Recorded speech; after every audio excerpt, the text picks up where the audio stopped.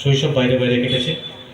বিদেশে প্রচুর জায়গায় ঘুরেছি আমি। আমার গ্রামের সাথে অতটা অ্যাটাচমেন্ট আমার কখনো ছিল না।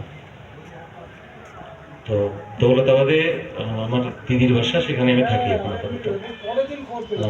জীবনের একটা অনেক বড় হোটেল গোয়িং টু বি আমাকে বলেছিল আমার বড় মামা, তুমি বড় হয়ে কি হতে চাও? আমি বলেছিলাম যে চার ঘুগনির একটা দোকান করব।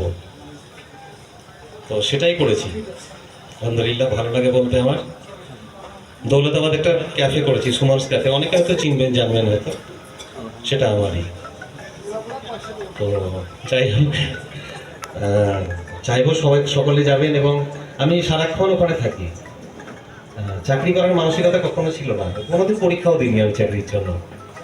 আমার ভালো লাগে বলতে, আমার আমার বহিমিয়ান ব্যাপারটা আমার স্ত্রীর মধ্যেও আছে। আমার কবি নজরুলের নাতনির সাথে বিয়ে হয়েছে, বিদ্রোহী কবি নজরুল ইসলাম নাতনির সাথে। তো আমি, আমার সন্তান যে আছে, আমার পুত্র সন্তান, সেও ঠিক আমার মধ্যে একটু খেপাটে, এইরকম বহিমিয়ান, তখন যেটা মনে হয় তখন সেটা।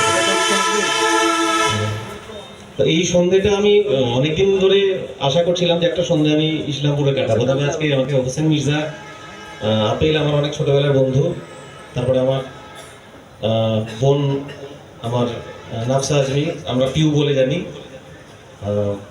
আমাদের কাছে নাফসা আজমিটা পরে, পিউটা প্রথম, আগে আগে ছিল। আমার কলেজেও এডুকেশন নিয়েছিল, তারপরে পড়াতেও পরে, ও শিক্ষিকা হয়েছিল। সেখান থেকে ব্রিটিশার চাকরি পেয়েছে, যে চলে গেছে সেখানে।